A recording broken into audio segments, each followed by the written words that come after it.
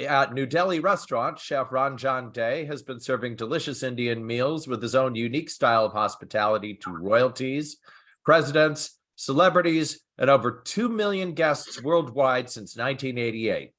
He believes to make anything successful, you must have persistence, staying power, and tenacity of purpose. He will share his story of success, including surviving the pandemic pause. And without further ado, I give you Chef Ranjan Dey. Thank you. Thank you very much, Colin. I have always loved Colin. Colin is really, really community-centric. He's always there to help everybody, and I love his spirit. New Delhi restaurant is now the oldest Indian restaurant in San Francisco. I opened the New Delhi restaurant 3rd of November, 1988. That's almost 35 years. We're going to be celebrating our 35th anniversary, 3rd of November. Before that, I had 5 New Delhi restaurants in Hong Kong, 1 in San Francisco, 1 in Singapore, and 1 in Bangkok. And, I had been living this life of being in hospitality industry forever, because I was managing 35 Gaylord restaurants worldwide in 12 countries out of Hong Kong before I started my own restaurant. I started my first restaurant when I was 26. So it's been a lot of water under the bridge. New Delhi restaurant is an immigrant, mixed family owned oldest Indian restaurant in San Francisco, and is a legacy business. We have been serving guests from around the world for over 30 years. The restaurant itself is built in a building which was Hotel Ramona, which was built in 1914, over 100 years. And we are located inside the dining room. It's a beautiful dining room. It has like tall columns and hand-poured tiles. I mean, we ourselves, we have served more than 2 million people. Wow. So if you look at the dining room, which started in 1914, over 100 years, and if you were a brick on that wall, most probably you have seen more than 10 million people go through that room and enjoy not just the delicacy, but their life, their stories. I wish somebody could have listened to those untold stories. It would have been wonderful, But everything in life, I think, for me, is very, very intentional. When I had our 30th anniversary, I had this amazing speech written. I had worked over 7 days to write this amazing speech, and I was ready. The room was full. It was almost 200 people, right from mayor to senators to, assemblymen. Everybody was there. But guess what? Everybody's like, Ranjan, tell us what keeps you so excited every day. What is it that you go to every table, talk to every guest? What keeps you going? I'm like, come on, guys. I wrote this fantastic speech. You don't want to hear that? No, tell us the secret. So I had to kind of take, I would say about 20, 30 minutes just to kind of think, what is it that have kept me going and kept me excited about this?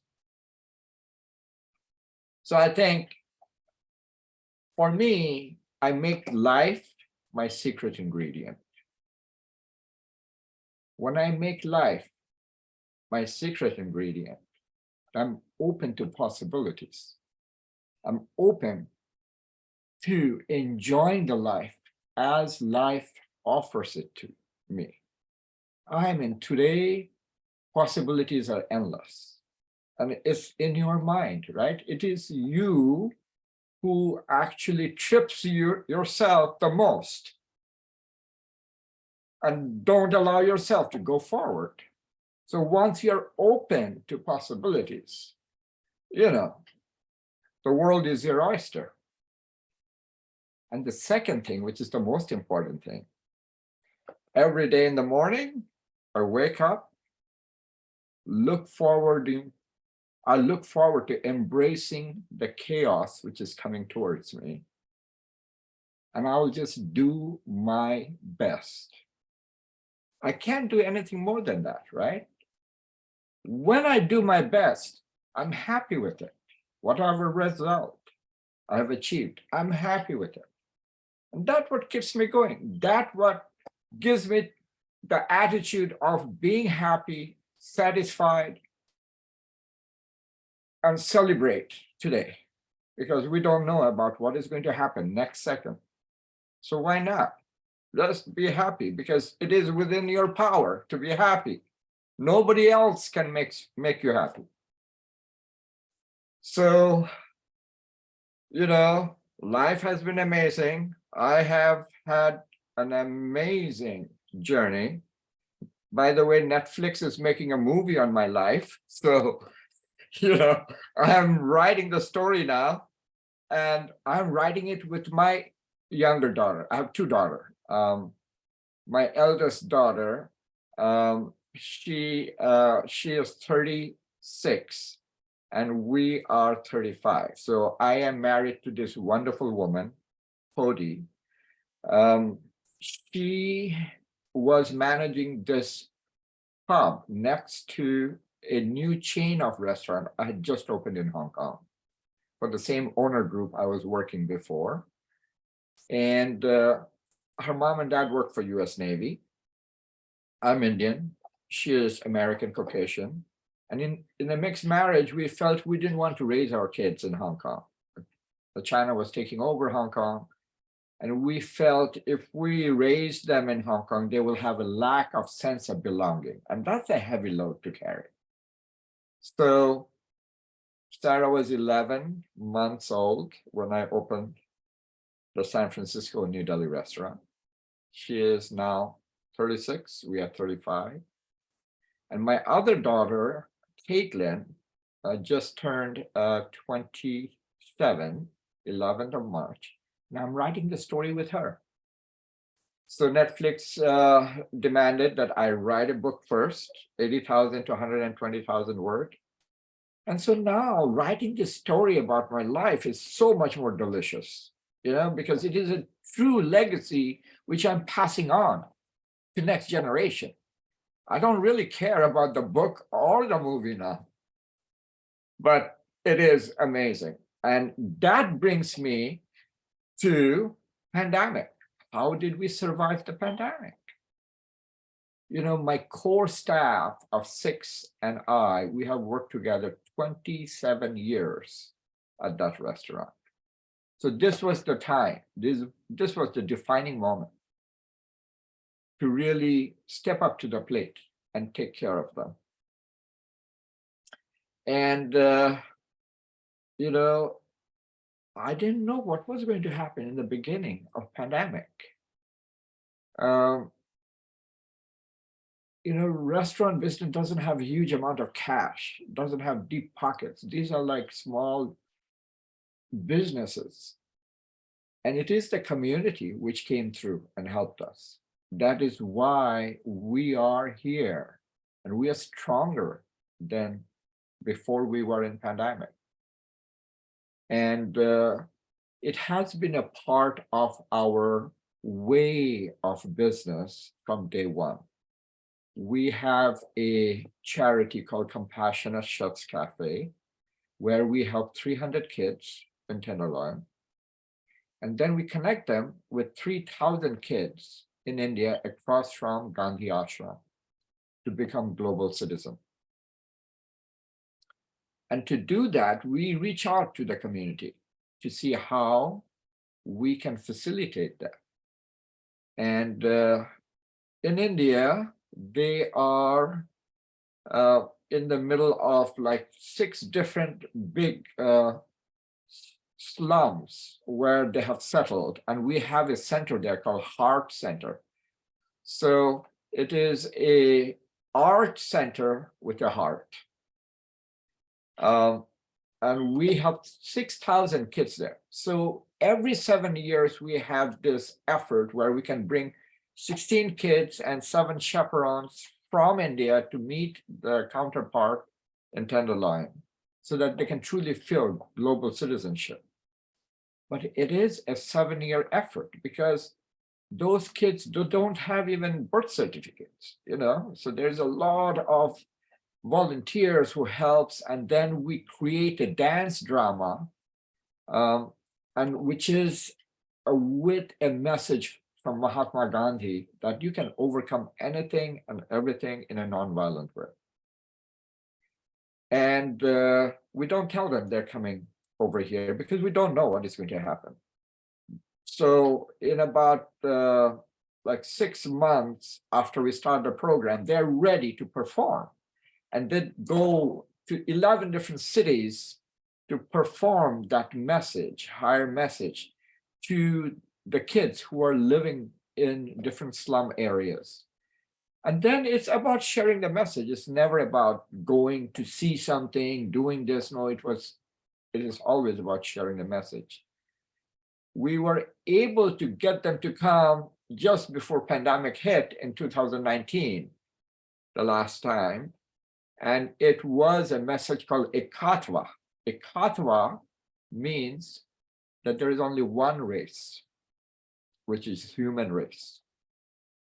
And we are all the children of the same one spirit. And if we feel that, we can definitely feel that we are, you know, have a blanket of safety of a whole global family. But that doesn't mean we don't have challenges, you know. Just during COVID, we had this whole strain of Asian hate, which blanketed our beautiful city of San Francisco, the city of love. You know, it was very painful, very, very painful, including people approaching me. But you know, the difficult part is during these moments, how do you perform? What do you decide to do? Because I choose love. When you choose love to stand up, it's way more difficult. You need way more backbone. You need to be way more confident instead of spewing hate back.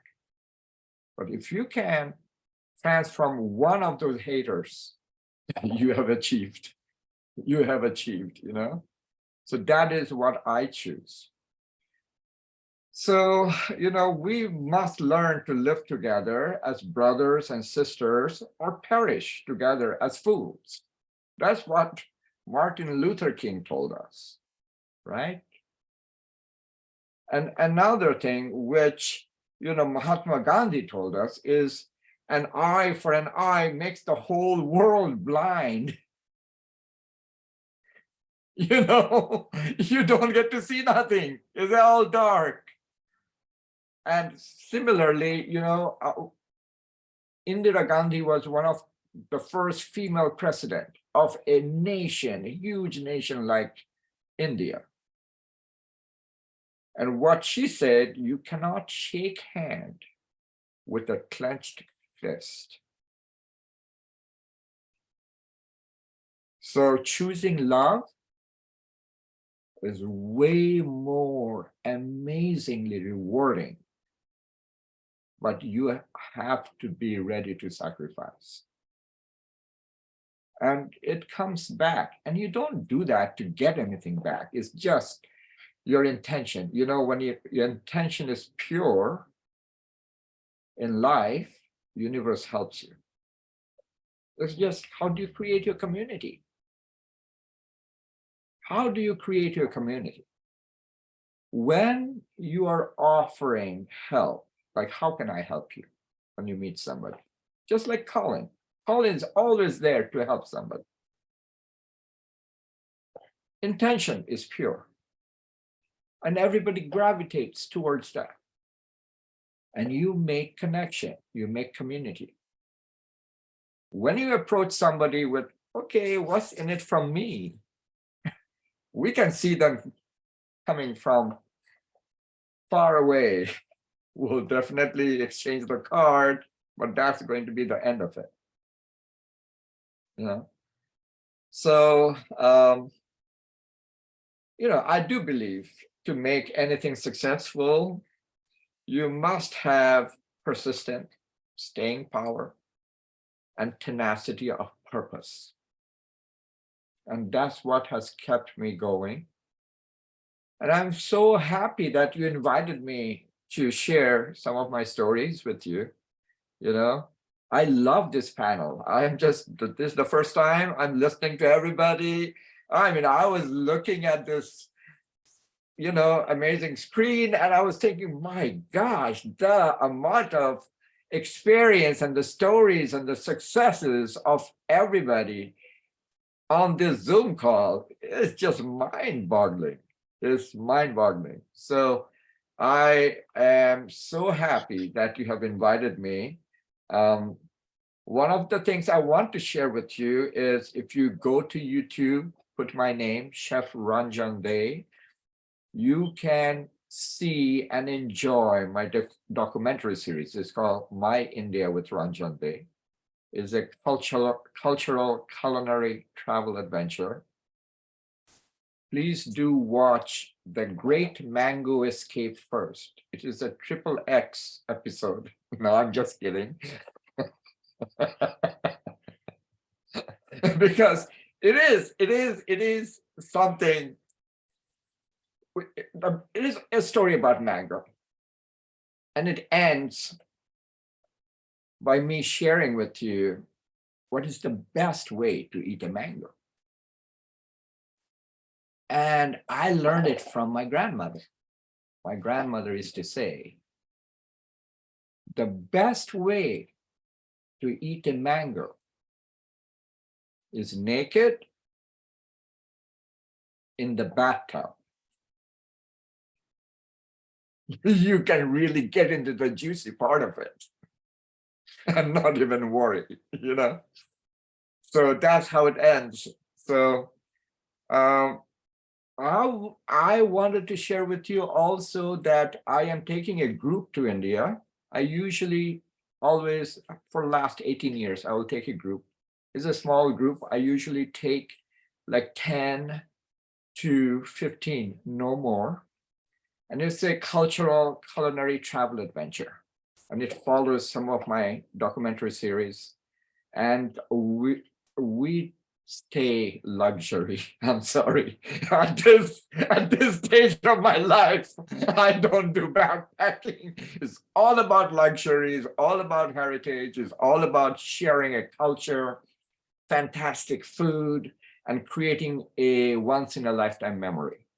So if anybody is interested, let me know. I have 10 people already on my group who is going. We will be leaving January 8th. And it's a 15-day tour. And we're going to 7 different cities. But if anybody interested, just send me, a hello on my email. I think Colin has my email, you have my email, and then we can, connect and send you all the details.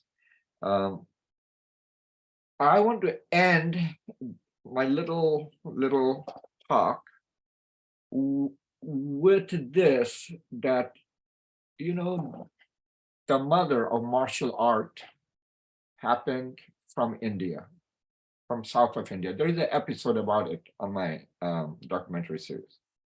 It's called Kalari Payat. Kalari Payat is a training of self-defense without any weapons. In south of India, the royal family will teach somebody who is going to be an heir how to defend himself or herself without any weapon. And that's called the training of calorie pilot. So one of the prince really embraced Buddhism. And then he decided to share the philosophy of Buddhism and went on a journey and went to China. There he found out, because Buddhism is something which is non-violent, they will not carry any weapon, and the robbers on the street will very often just, rob them, and they have no way to self-defend themselves. But being a prince and having the training of calorie pilot, that's when he taught them how to defend themselves without any weapon. And then Shaolin Temple and all of that took the martial art to a much different height than, what calorie pilot was. But what my philosophy from that whole training of calorie pilot is, fight in life, in my life. Fight the fight to enjoy and learn with mutual respect to the opponent, and support and nurture and enjoy the dance of life. And that's what I've been doing. I'm thankful that you included me today at this breakfast meeting. I'm grateful. Thank you.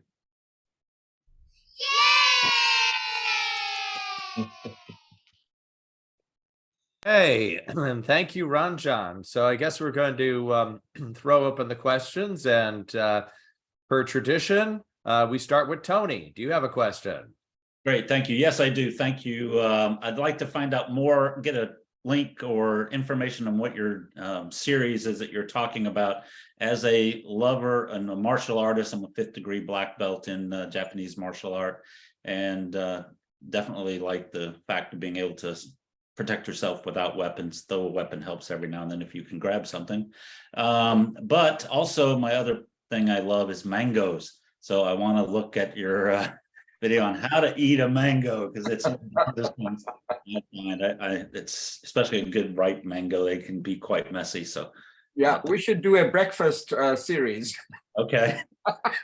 Yeah, we did. I put the the Zoom. We can do it on Zoom. Everybody could be getting in the bathtub eating mango. Oh, this would be wonderful.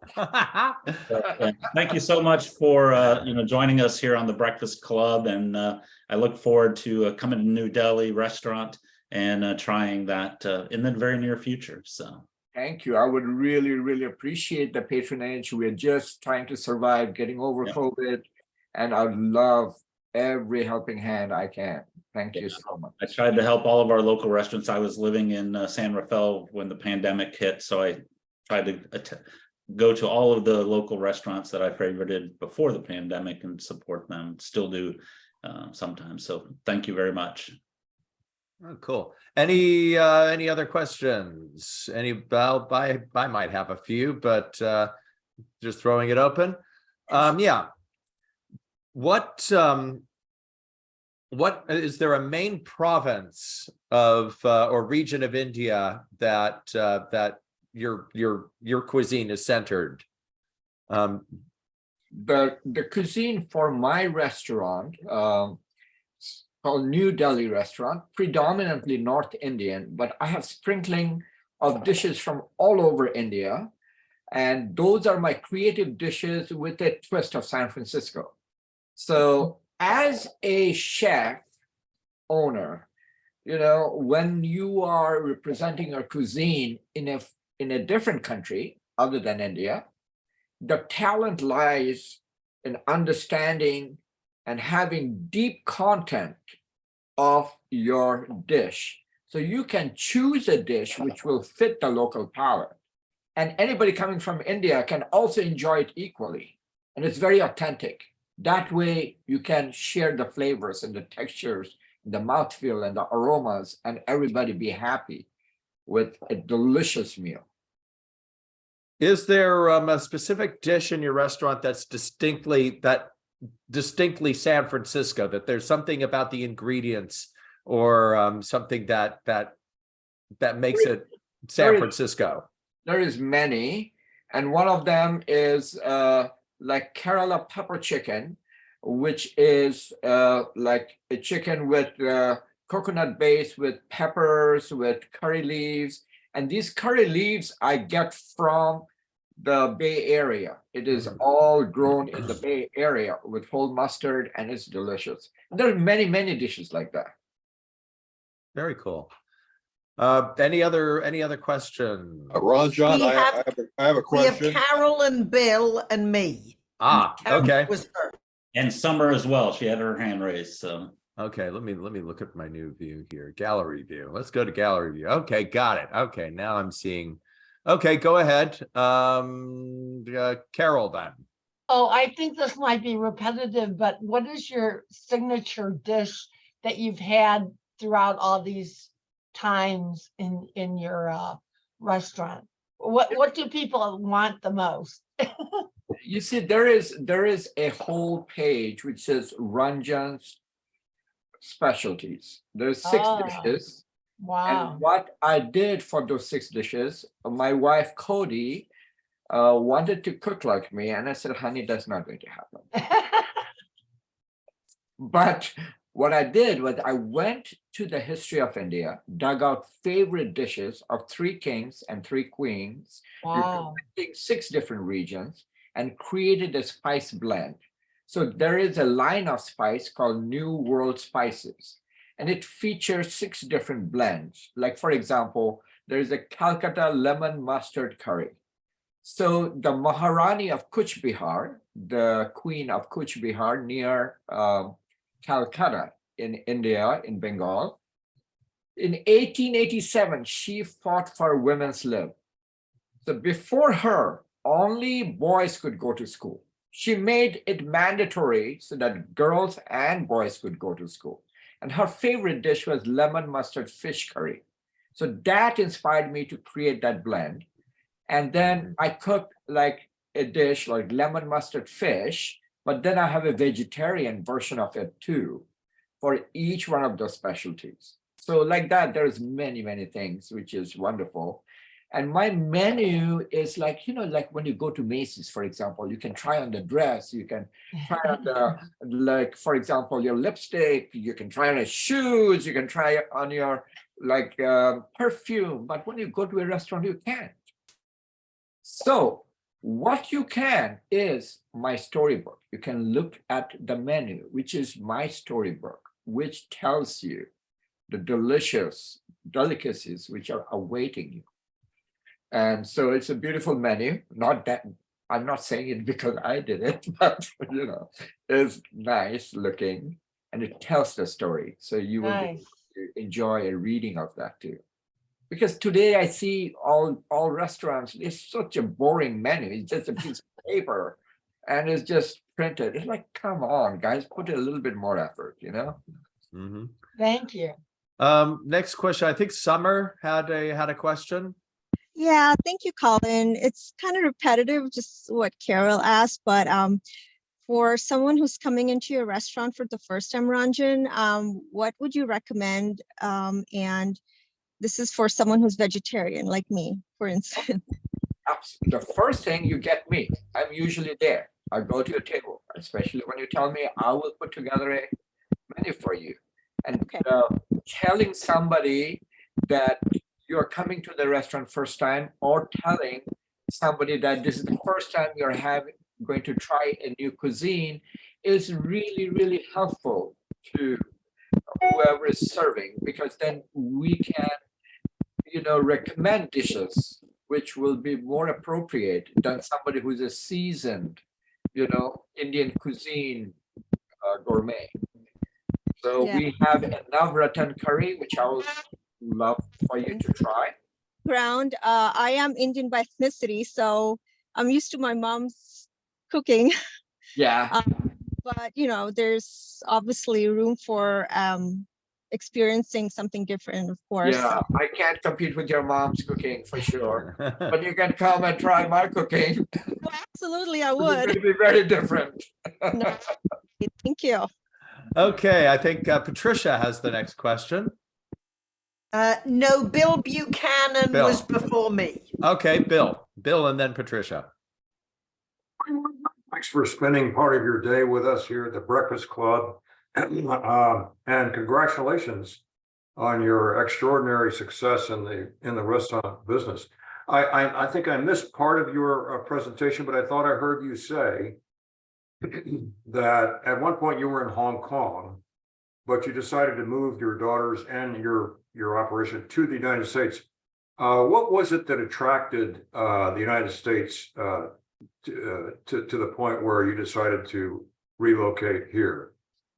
So when I was in Hong Kong for 9 years. I speak Cantonese. I used to teach in Hong Kong Polytechnic, Hong Kong Management Association.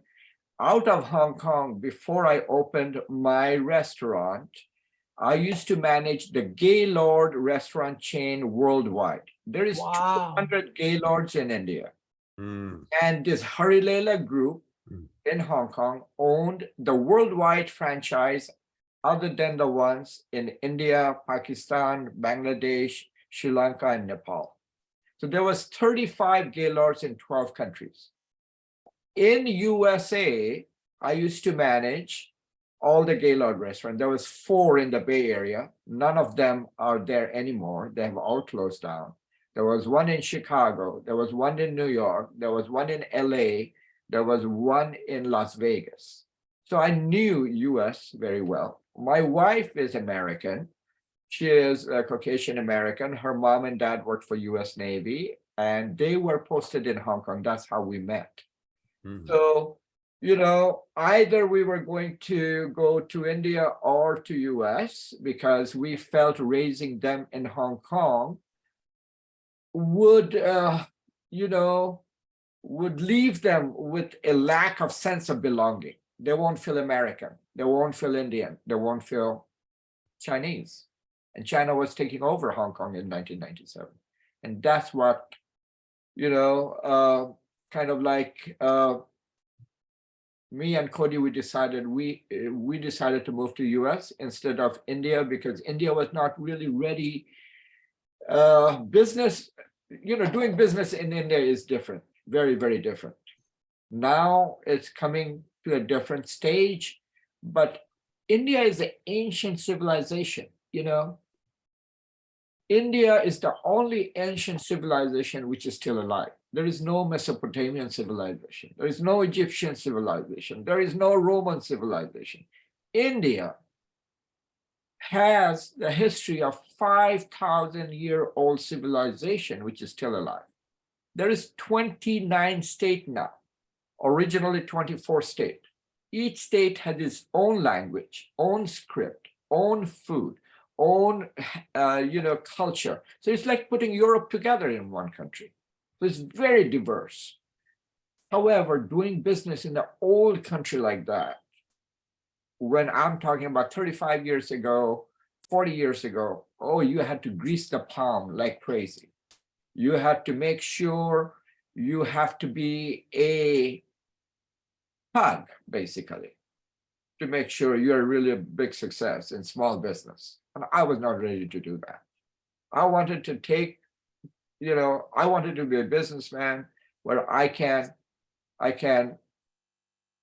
at least control certain things in my life. Still, it's not the easiest thing to do small business. So I hope I answered your question, bro. Yeah, I remember reading about baboos that there were like these Indian bureaucrats called baboos that you had to deal with. Yeah, absolutely.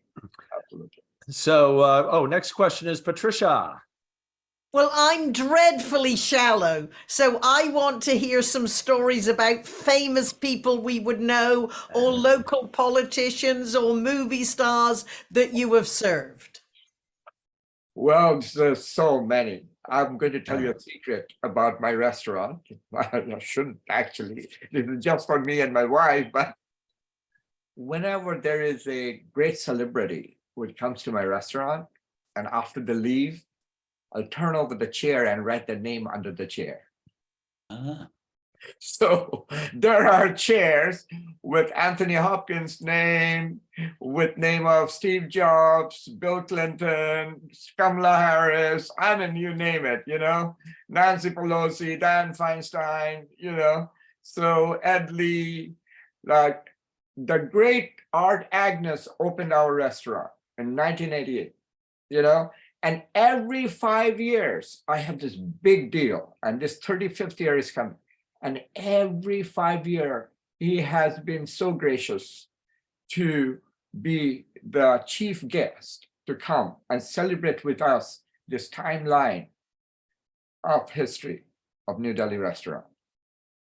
So just one time, I am driving with my brother-in-law, and we are going for catering or something.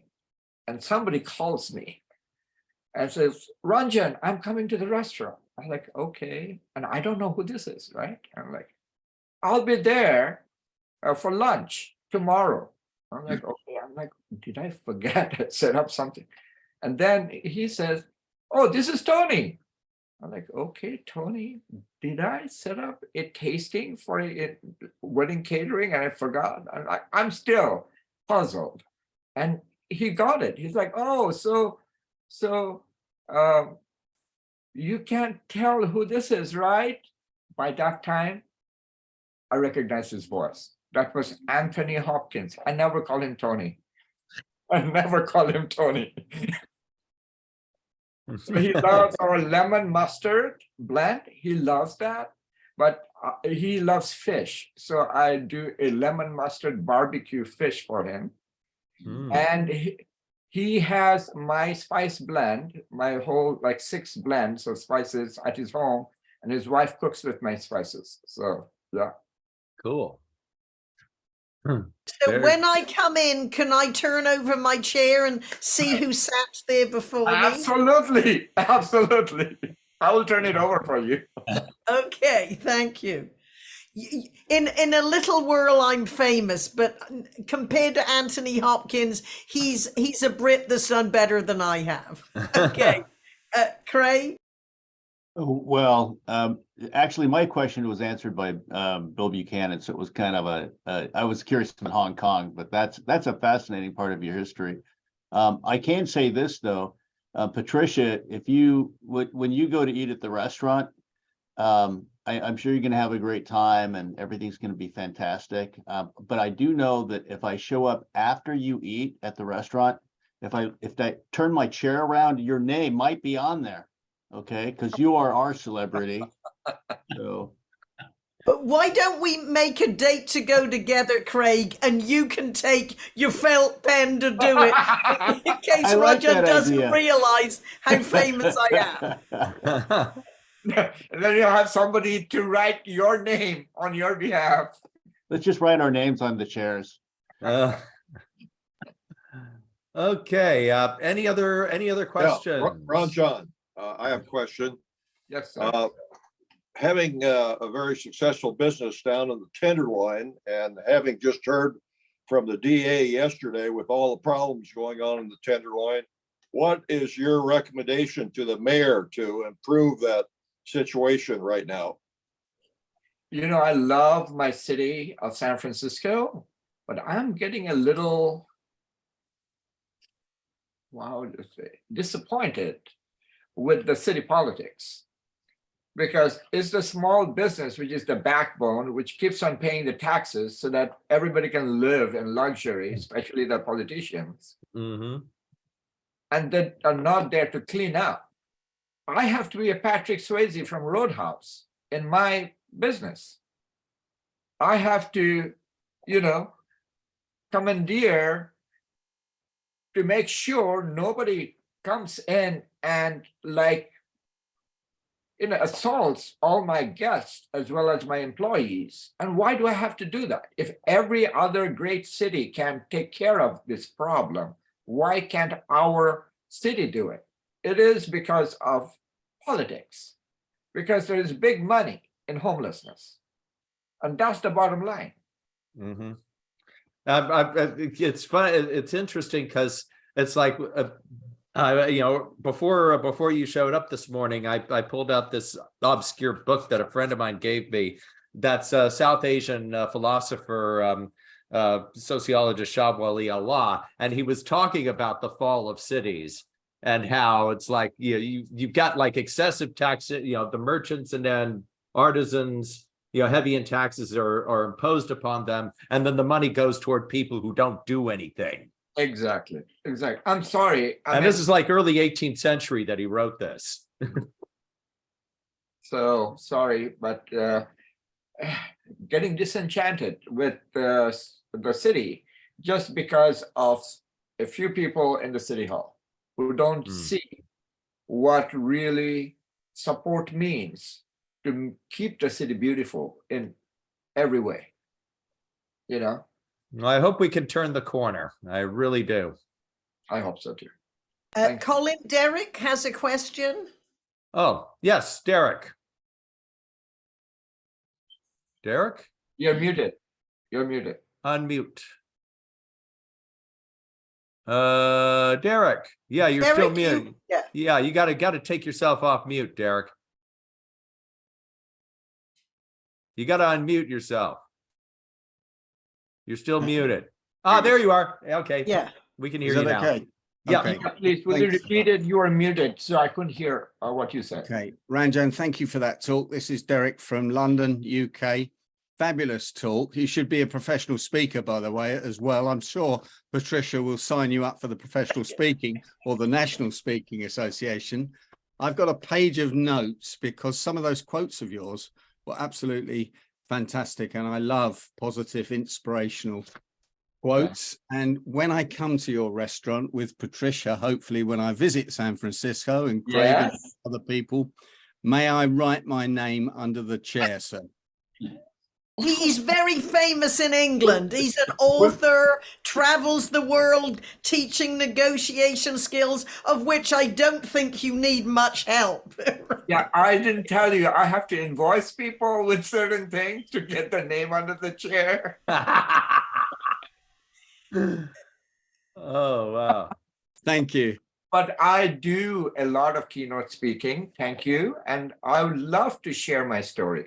So if you ever find an opportunity where I could, share and add something, please sign me up. I'm all for it. And thank you, sir, for recognizing that. Thank you. Thank you so much. Any other questions? Do I see any other hands? Well, I have a suggestion. As we are trying to have events that members can get together, I think for cocktails with Betty and stay for dinner, we might consider we have a new best friend who has a restaurant. Absolutely. I would love to support. I'm sure Jim Prost would love to join me as my date to go there soon. President Tony, would you drive to the city for that? I would drive to the city for that. Yeah. Excellent. I've photoed events there. It's a wonderful venue for that. Yeah, I love that. I love that. So there is pre-announcements. I'm working with the city to bring more traffic to downtown. So we are starting a night market and with the Bhangra Beats. So it's a Bollywood dance party with night market, which is starting 12th of May. So it is going to be second Friday for every quarter this year, and next month, hopefully every month. We're taking 3 blocks in Battery Street around that area, and from 5 to 10 p.m. we're turning that into a street market with music, ongoing music, dancing, and everything. So Very cool. I will send those details to Colin. Maybe you can share it with everybody. Yeah, absolutely. Yeah, email me and I'll send the links out. Great. Excellent. Any other questions, comments? anything? Anybody else got hands up? Okay. Bill, or excuse me. Christine just raised her hand.